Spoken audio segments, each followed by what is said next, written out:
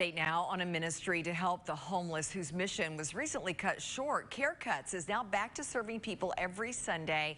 One of its volunteers credits Carecuts with saving her life. She suffered incredible trauma as a child, turned to drugs after her son died of SIDS, and lived on the streets ready to give up until Carecuts intervened. In tonight's Positively Tennessee.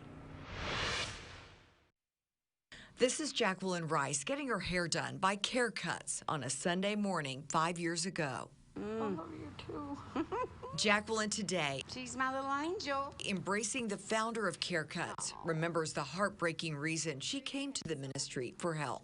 The day they opened, I had a noose in a tree in the graveyard. I was going to hang myself that day.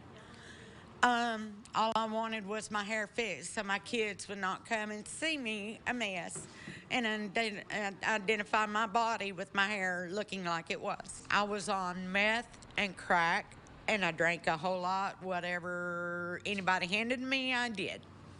I did not want to be in the situation I was in anymore, and I just didn't want to live. I had been homeless at that time from 2000 to 2015. Paul did my hair and talked to me about the prodigal son from the Bible.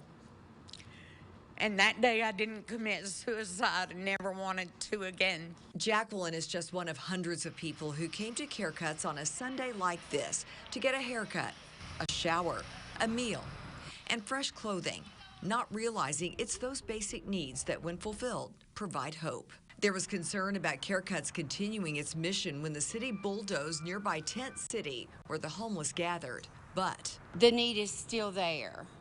Those that have moved on, but those that have not and cannot, we want to help them get into CARM, VMC, and Salvation Army, and many other programs. so Carecuts is back open every Sunday. And now Jacqueline is there too, this time giving back as a volunteer. She is 5 years drug-free. Life is good. My two daughters are in my life, and I'm so thankful. I get to see my grandbabies, you know. Now I have a job. I own a PT Cruiser, and I also have a home. It can be done. Yes, about that car. Yeah, I'm pretty happy about my car. I call her Lucille. You should be happy about everything right now and so proud of yourself. I am so thankful I have a roof over my head and I'm able to pay my own bills.